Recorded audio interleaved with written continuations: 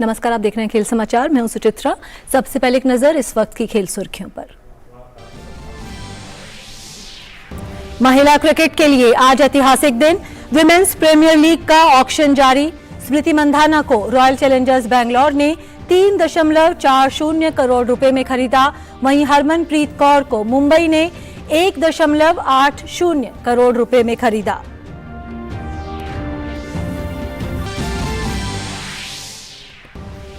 भारतीय महिला cricket team ने दक्षिण अफ्रीका में चल रहे आईसीसी महिला टी20 विश्व कप में जीत के साथ की शुरुआत। अपने पहले मैच में पाकिस्तान को 7 विकेट से हराया।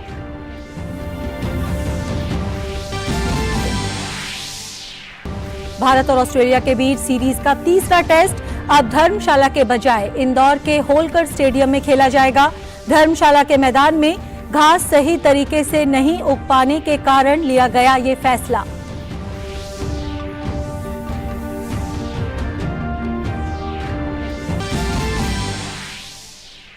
और इंग्लिश प्रीमियर लीग में शीर्ष स्थान के लिए जंग हुई रोचक।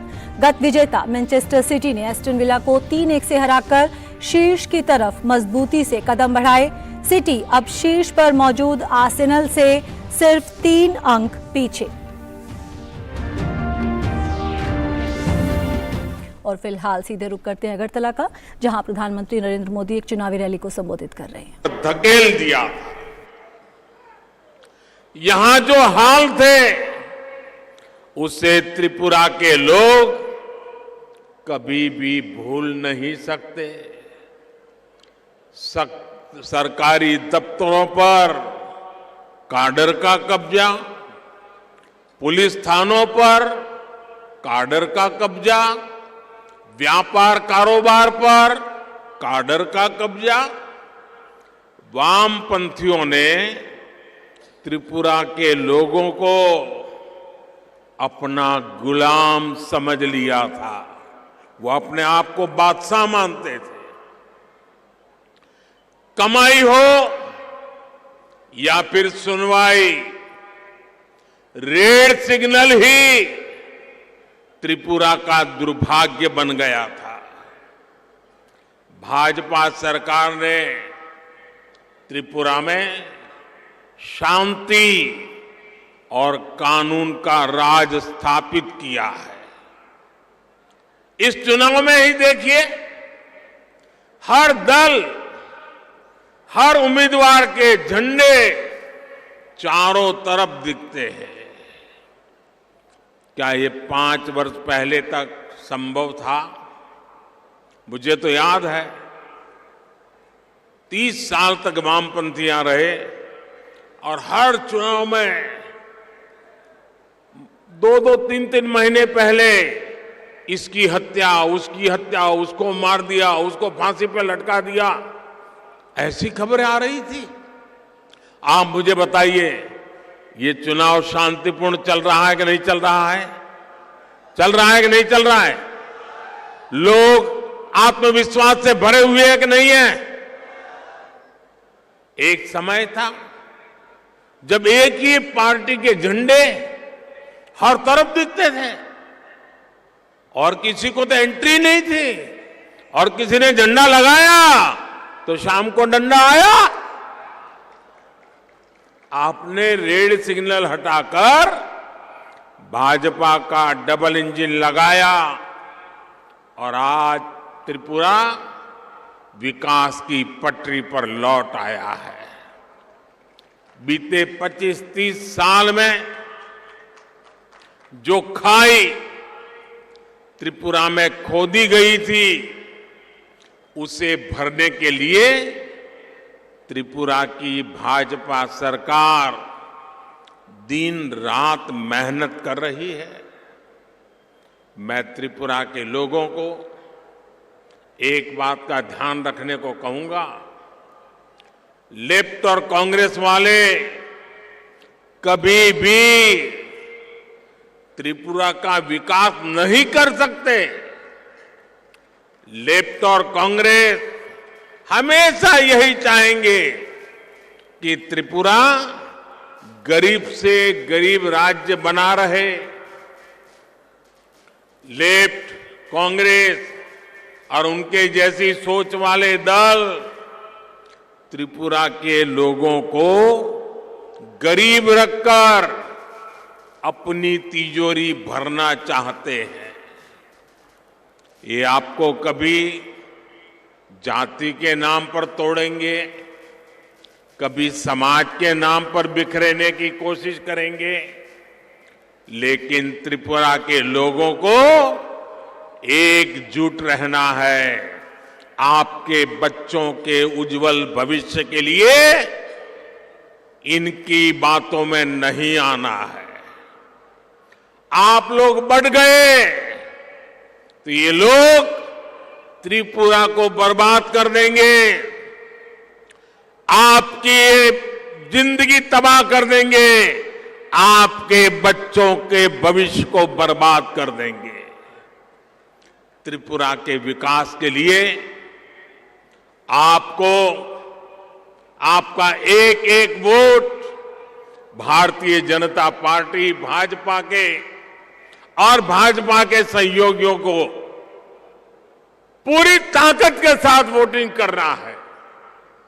यहां भाजपा की सरकार रहेगी तो दिल्ली से जो पैसा आएगा वो भी आप लोगों पर ही खर्च होगा। और अगर लेफ्ट और कांग्रेस ही मिलकर पहले क्या करते थे, रुपया, उनके एक प्रधानमंत्री ने कहा था कि दिल्ली से 1 रुपया निकलता है 15 पैसा पहुंचता है। ये 85 पैसा किसके जेब में जाता था भाई? जो यहां सत्ता में बैठे थे ना, उन्हीं के जेब में जाता था।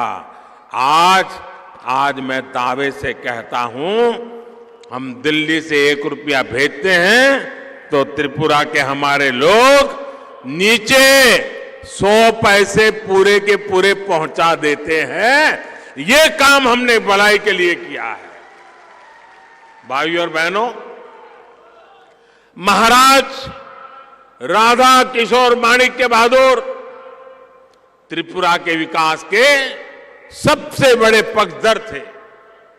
उनके दौर का विकास आज भी त्रिपुरा की शान है, त्रिपुरा की पहचान है। त्रिपुरा की इस पहचान को 21वीं सदी का नया आयाम देने के लिए ही हमने हीरा यानी हाईवे, रेलवे और एयरवे का संकल्प लिया था। आज त्रिपुरा में चारों तरफ इस हीरे की चमक दिखती है। त्रिपुरा वाले तो अनुभव ही कर रहे हैं, बाहर से भी जो त्रिपुरा आता है ना, वो भी साफ साफ ये परिवर्तन देख रहा है। अगरतला के वीर विक्रम किशोर माणिक्य एयरपोर्ट पर उतरते ही हर कोई हैरान रह जाता है। नॉर्थ ईस्ट में ऐसा आधुनिक एयरपोर्ट डबल इंजन सरकार के कारण ही संभव हो पाया है। ये आप देख रहे थे अगरतला से सीधा प्रसारण, जहां प्रधानमंत्री नरेंद्र मोदी एक चुनावी रैली को संबोधित कर रहे थे। और अब खेल की खबरों पर नजर डाल लेते हैं। विमेंस प्रीमियर लीग के ऑक्शन में आज जो आयोजित किया जा रहा है, महिला क्रिकेट के लिए आज एक ऐतिहासिक दिन है। और वुमेन्स प्रीमियर लीग का जो ऑक्शन है, नीलामी है, वो पहली बार आयोजित की जा रही है। इस ऑक्शन में सबसे जो पहली खिलाड़ी रही ऑक्शन में जाने वाली, वो रही स्मृति मंधाना। मंधाना को रॉयल चैलेंजर्स बैंगलोर ने 3.40 करोड़ रुपए में खरीदा। उनका बेस प्राइस 50 लाख रुपए था। भारतीय टीम की कप्तान हरमनप्रीत कौर को मुंबई ने 1.80 करोड़ रुपए में खरीदा। हरमनप्रीत कौर का बेस प्राइस 50 लाख रुपए था। न्यूजीलैंड की कप्तान सोफी डिवाइन को उनके बेस प्राइस 50 लाख रुपए में रॉयल चैलेंजर्स बैंगलोर ने खरीदा। ऑस्ट्रेलिया की ऑलराउंडर एलिसे पेरी को रॉयल चैलेंजर्स बैंगलोर ने 1.70 करोड़ रुपए में खरीदा। उनका बेस प्राइस 50 लाख रुपए था। भारतीय महिला क्रिकेटर दीप्ति शर्मा को यूपी वॉरियर्स ने 2.60 करोड़ रुपए में खरीदा। उनका बेस प्राइस 50 लाख रुपए था।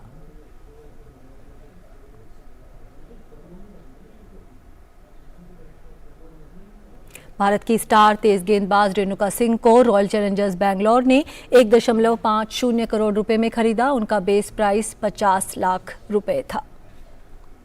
और भारतीय महिला क्रिकेट टीम ने दक्षिण अफ्रीका में चल रहे आईसीसी महिला T20 विश्व कप में जीत के साथ शानदार शुरुआत की। एक रोमांचक मुकाबले में भारतीय महिलाओं ने पाकिस्तान को 7 विकेट से हराने में सफलता पाई। पाकिस्तान से जीत के लिए मिले 150 रन के लक्ष्य को भारत ने 1 ओवर शेष रहते हासिल कर लिया।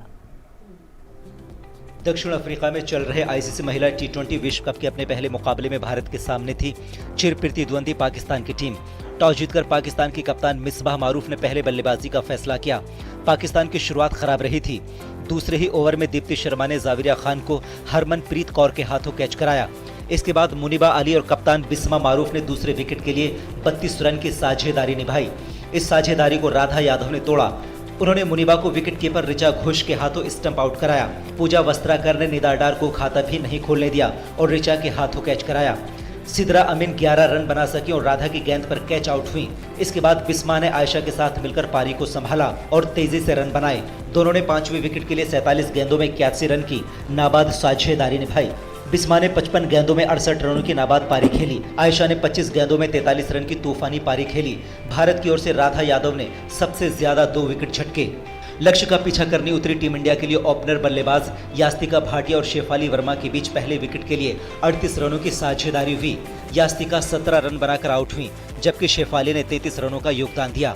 इसके बाद जेमिमा रेड्रिगेस ने ऋचा घोष के साथ मिलकर पारी को संभाला और रन बनाना जारी रखा। भारत को आखिरी 4 ओवरों में 41 रन चाहिए थे। जेमिमा और ऋचा ने तेजी से रन बनाते हुए 1 ओवर शेष रहते टीम को लक्ष्य तक पहुंचा दिया। दोनों ने 33 गेंदों में 58 रन की नाबाद साझेदारी निभाई। जेमिमा ने टीम इंडिया के लिए 38 गेंदों में तूफानी पारी खेलते हुए 53 रन बनाए। ऋचा ने 20 गेंदों में 31 रन बनाए। भारत द्वारा हासिल किया गया लक्ष्य विश्व कप में किसी भी टीम द्वारा हासिल किया गया दूसरा सबसे बड़ा लक्ष्य है। Sports desk, DD news. तो महिला क्रिकेट के लिए आज एक ऐतिहासिक दिन है और इस पर और बात करने के लिए हमारे साथ न्यूज़ रूम से जुड़ रहे हैं हमारे खेल संवाददाता नारायण सिंह जी। नारायण, WPL का ऑक्शन आज जारी है और अगर हम नज़र डालें कि किस तरह से खिलाड़ियों की यहाँ पर किस्मत चमक रही है, जैसा कि हमने इंडियन प्रीमियर लीग में देखा था कि भारत में ही नहीं पूरी दुनिया में क्रिकेट का जो रूप रंग है एकदम से बदल गया था IPL के आने के बाद। अब महिला क्रिकेट में भी एक नई शुरुआत हुई है। ये शुरुआत भी भारत से हुई है, तो महिला क्रिकेट के लिए, महिला क्रिकेटर्स के लिए एक ऐतिहासिक दिन। जी बिल्कुल, एक ऐतिहासिक दिन है महिला क्रिकेट के लिए। जिस तरह से आज ऑक्शन हुआ है विमेंस प्रीमियर लीग के लिए, लगभग 1,500 से ज़्यादा खिलाड़ी इसके लिए रजिस्टर हुए थे और फिर 409 खिलाड़ियों के इसके लिए छाटा गया और 90 स्लॉट्स अवेलेबल है। और जिस तरह से महिला क्रिकेटर्स को विभिन्न फ्रेंचाइजी द्वारा अपने साथ जोड़ा जा रहा है, वो भी बड़े दामों पर, तो वो काबिल तारीफ़ है। एक जो महिला क्रिकेट है उसको एक मजबूत बनाने में इससे बहुत ज़्यादा मदद मिलेगी। जिस तरह से देखा कि करोड़ों की कीमत देके फ्रेंचाइजीज महिला क्रिकेटर्स को अपनी टीम से जोड़ रहे हैं, तो ये एक बड़ी चीज़ है क्रिकेट के लिए और ख़ास करके महिला क्रिकेट के लिए। जिस तरह से इसकी पॉपुलैरिटी लगातार बढ़ी है, अगर आप देखें तो 2009 में जब पहली बार महिला T20 वर्ल्ड कप आयोजित किया गया था तो फाइनल जो हुआ था इंग्लैंड और ऑस्ट्रेलिया के बीच, उसको लगभग 2000 दर्शकों ने देखा था। और वही 11 साल बाद 2020 में जो विमेंस वर्ल्ड कप फाइनल हुआ था उसको लगभग मेलबर्न क्रिकेट ग्राउंड में 90,000 दर्शकों ने देखा गया। तो देखिए कितनी पॉपुलैरिटी बढ़ी है विमेंस क्रिकेट की। अभी हाल फिलहाल में जो कॉमनवेल्थ गेम्स में जो विमेंस का टूर्नामेंट था उसको भी काफी पॉपुलैरिटी मिली, काफी लोगों ने उसको देखा गया। जी बिल्कुल नारायण, कुछ ही समय पहले BCCI दुनिया का पहला बोर्ड बना था जो पे पैरिटी लेकर आया था कि महिला और पुरुष क्रिकेटर्स को जो मैच फी है वो एक समान मिलेगी। अब WPL का आना तो लगता है कि महिला क्रिकेट में खासतौर से एक पायनियर बनकर उभर रहा है भारत। BCCI तो एक देश के रूप में महिला क्रिकेटर्स को प्रमोट करने में ज़रूर आगे बढ़ रहा है। बाकी के जो बोर्ड्स हैं वो भी ज़रूर बहुत कुछ सीखेंगे BCCI से और भारत से। जी बिल्कुल, तारीफ करनी होगी कि BCCI की जिस तरह से उन्होंने जो कदम उठाए हैं महिला क्रिकेट को मजबूत बनाने के लिए, महिला क्रिकेट को पॉपुलर बनाने के लिए, पहले जो पे पैरिटी को लेकर था उसको उन्होंने काफ़ी अंतर जो था वो कम किया और एक ही धरातल पे लाके खड़ा कर दिया मेंस क्रिकेट और वुमेन्स क्रिकेट की जो उनकी पे की बात थी। तो एक काबिले तारीफ है और जिस तरह से अब विमेंस आईपीएल का आगाज हो चुका है और एक अच्छे दामों पर, एक अच्छी रकम पर खिलाड़ियों को, विमेंस खिलाड़ियों को जो क्लब्स हैं, जो फ्रेंचाइजीज हैं अपने साथ जोड़ रहे हैं, तो वो एक अच्छी चीज़ है। पहले से देखिए जो वुमेन्स का जो कोई बड़ा टूर्नामेंट होता तो पुरुषों के साथ ही करा लिया जाता था, लेकिन अब तस्वीर बदल चुकी है। महिलाओं का जो वर्ल्ड कप होता है, चाहे वो T20 वर्ल्ड कप हो, 50 ओवर का वर्ल्ड कप हो, अलग अलग समय पर होता है, जिससे कि जो एक टूर्नामेंट है उसकी पॉपुलैरिटी बनी रहती है, एक आइडेंटिटी मिलती है वुमेन क्रिकेटर्स को और जो महिला क्रिकेटर उसको इससे।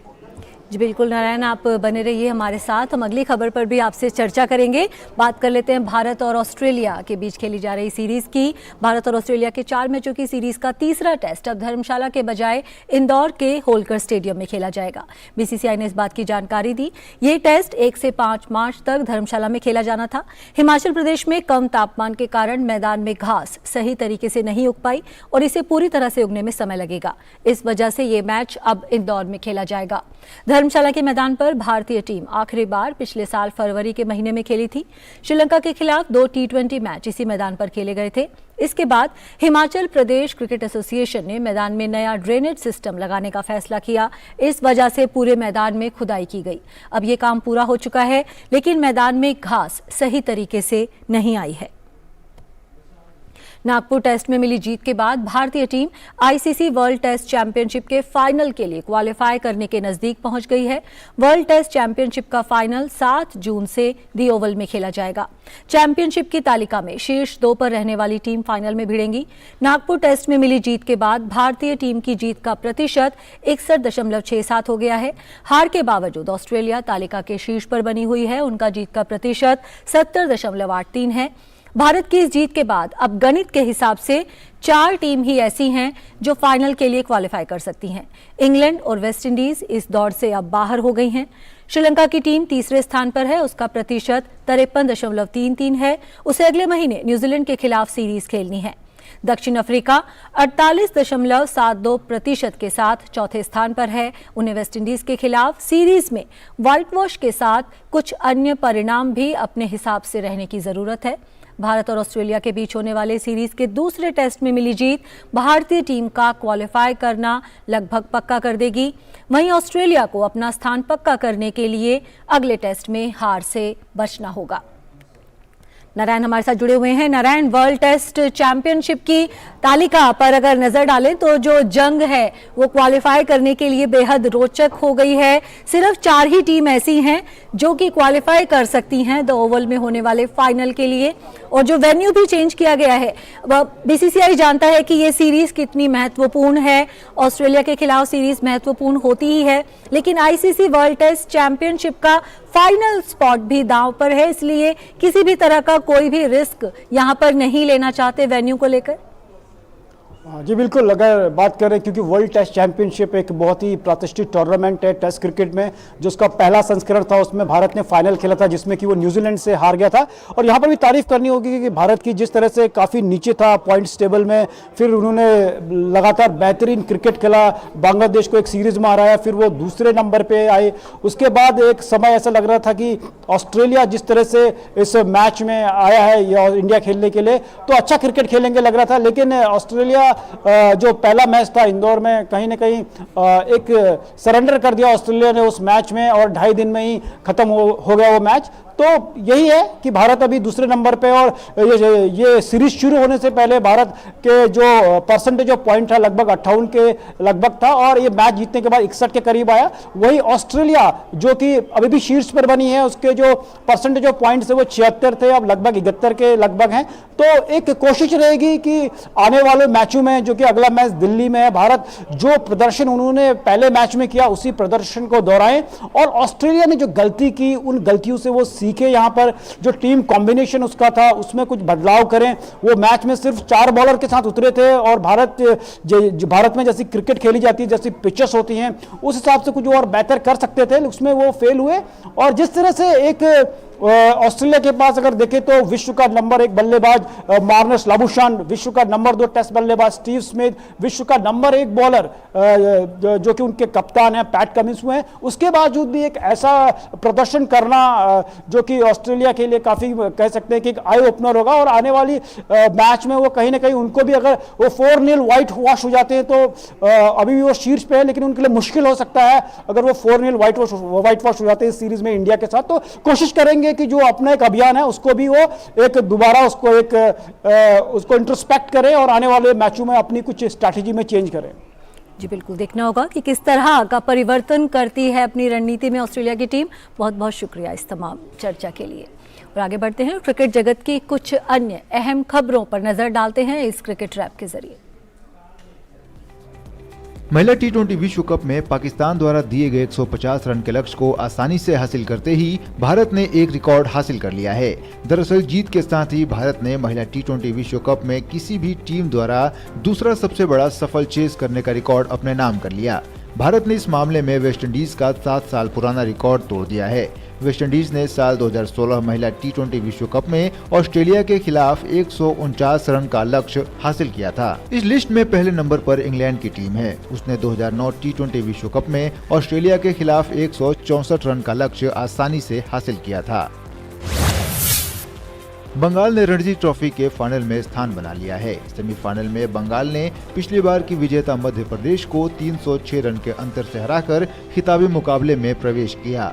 जीत के लिए मिले 548 रनों के विशाल लक्ष्य का पीछा करते हुए मध्य प्रदेश की टीम 5वें दिन 241 रन बनाकर ही ऑल आउट हो गई।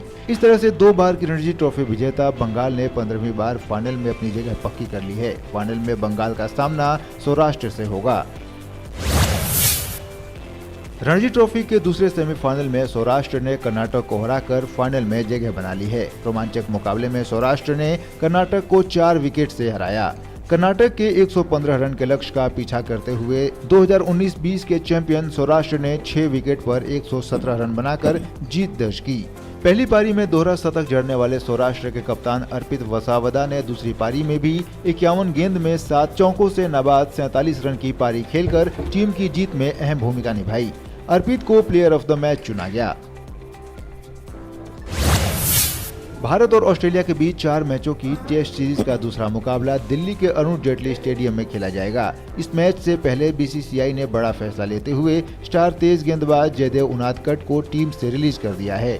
उनादकट को रणजी का फाइनल खेलने के लिए रिलीज किया गया है। सौराष्ट्र की टीम फाइनल में पहुंची है। उनादकट सौराष्ट्र टीम के कप्तान भी हैं। ये मैच 16 फरवरी से कोलकाता के ईडन गार्डन में खेला जाएगा। ऑस्ट्रेलियाई टीम भारत के खिलाफ नागपुर में पहले टेस्ट में मिली हार के बाद परेशान है। चोट से जूझ रही कंगारू टीम ने एक नए बाएं हाथ के स्पिनर को बुलाया है। मैथ्यू कुन्नेमान जल्द ही टीम से जुड़ेंगे। वहीं leg spinner Mitchell Swepson team से बाहर हो गए। दूसरा टेस्ट दिल्ली के अरुण जेटली स्टेडियम में 17 फरवरी से खेला जाएगा। मैथ्यू कुन्नेमान के प्रथम श्रेणी के करियर को देखें तो उन्होंने 13 मैचों में 35 विकेट लिए हैं। 26 साल का यह स्पेन गेंदबाज क्वींसलैंड की ओर से खेलता है। कुन्नेमान ऑस्ट्रेलिया के 4 वनडे खेल चुके हैं। इस दौरान उन्होंने 6 विकेट लिए हैं। Sports desk, DD news. खेलो इंडिया विंटर गेम्स के तीसरे संस्करण का आयोजन गुलमर्ग में किया जा रहा है। प्रतियोगिता के तीसरे दिन रविवार को विभिन्न स्पर्धाओं में खिलाड़ियों के बीच जोरदार टक्कर देखने को मिली। बैंडी में गुजरात ने शानदार प्रदर्शन करते हुए शीर्ष स्थान हासिल किया। वहीं हरियाणा को दूसरा और महाराष्ट्र को तीसरा स्थान प्राप्त हुआ। लड़कियों की 1000 मीटर आइस स्केटिंग में महाराष्ट्र की स्वारली आशुतोष देव ने पहला स्थान प्राप्त करते हुए स्वर्ण पदक जीता।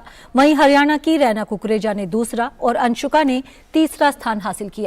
लड़कों की 1000 मीटर आइस स्केटिंग में महाराष्ट्र के सुयोग संजय ने पहला स्थान हासिल करने में सफलता पाई।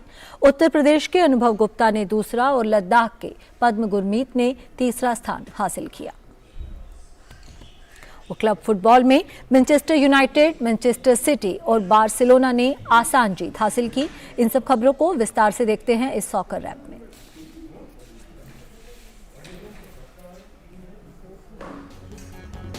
इंग्लिश प्रीमियर लीग में शीर्ष स्थान के लिए लड़ाई रोमांचक होती जा रही है। गत विजेता मैनचेस्टर सिटी ने रविवार को एस्टन विला को 3-1 से हराकर शीर्ष स्थान की तरफ अपने कदम मजबूती से बढ़ा दिए हैं। मैनचेस्टर सिटी की तरफ से तीनों गोल पहले हाफ में देखने को मिले। रॉड्री ने मैच की शुरुआत में गोल करके टीम को 1-0 से आगे कर दिया। 39वें मिनट में गुंडोगान ने हालांड से मिली गेंद को गोल पोस्ट में पहुंचाकर टीम को 2-0 से आगे कर दिया। सिटी की तरफ से तीसरा गोल पहले हाफ का खेल खत्म होने से ठीक पहले महारेज ने किया। एस्टन विला की तरफ से एकमात्र गोल दूसरे हाफ में हुआ। इस जीत के साथ सिटी के अंक तालिका में 48 अंक हो गए हैं और वो शीर्ष पर मौजूद आर्सेनल से सिर्फ 3 अंक पीछे है। एक अन्य मुकाबले में मैनचेस्टर यूनाइटेड ने लीड्स यूनाइटेड को 2-0 से हरा दिया है। पूरे मुकाबले के दौरान लीड्स ने मैनचेस्टर यूनाइटेड को कड़ी टक्कर दी। पहले हाफ में कोई भी टीम गोल नहीं कर पाई। दूसरे हाफ के अधिकांश समय मैनचेस्टर यूनाइटेड गोल करने का प्रयास ही करती दिखाई दी। हालांकि मैच के अंतिम 10 मिनट में मैनचेस्टर यूनाइटेड ने 2 गोल करने में सफलता पाई। रैशफोर्ड ने 80वें मिनट में गोल करके टीम को 1-0 से आगे कर दिया। 5 मिनट बाद मैनचेस्टर यूनाइटेड की तरफ से एक और गोल देखने को मिला। इस जीत के साथ मैनचेस्टर यूनाइटेड लीग में तीसरे स्थान पर बनी हुई है। ला लीगा में बार्सिलोना ने शीर्ष स्थान पर अपनी स्थिति को और मजबूत कर दिया है।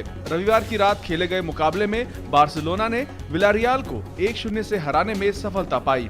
मैच का एकमात्र गोल 18वें मिनट में देखने को मिला। पेड्री ने लेवेंडोस्की से मिली गेंद को गोल पोस्ट में डालकर टीम को 1-0 से आगे कर दिया।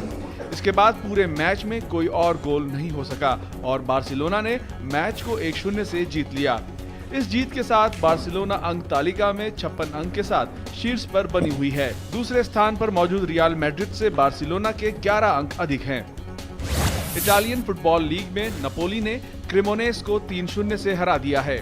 इस मैच के पहले हाफ में 1 और दूसरे हाफ में 2 गोल हुए। खविचा ने पहले हाफ के 21वें मिनट में नपोली के लिए पहला गोल किया। वहीं दूसरा गोल मैच के 65वें मिनट में विक्टर ओसिमेन ने किया। 79वें मिनट में एल्मास ने नपोली का तीसरा गोल करके टीम की जीत तय कर दी। इस जीत के साथ नपोली ने अंक तालिका में 59 अंक के साथ पहला स्थान बरकरार रखा है। दूसरे स्थान पर मौजूद नपोली ने से उसके 16 अंक अधिक हैं। क्रिस्टोफर ह्यूटन को घाना की राष्ट्रीय फुटबॉल टीम का नया कोच बनाया गया। ह्यूटन इससे पहले इंग्लिश प्रीमियर लीग में ब्राइटन को कोचिंग दे चुके हैं। 64 वर्षीय ह्यूटन फरवरी 2022 से ब्लैक स्टार्स के लिए तकनीकी सलाहकार के रूप में काम कर रहे हैं। सितंबर 2021 में नॉटिंघम फॉरेस्ट द्वारा बर्खास्त किए जाने के बाद से ह्यूटन की यह पहली प्रबंधकीय भूमिका है। खेल समाचार में फिलहाल इतना ही। हमारी पूरी टीम को दीजिए इजाजत। नमस्कार।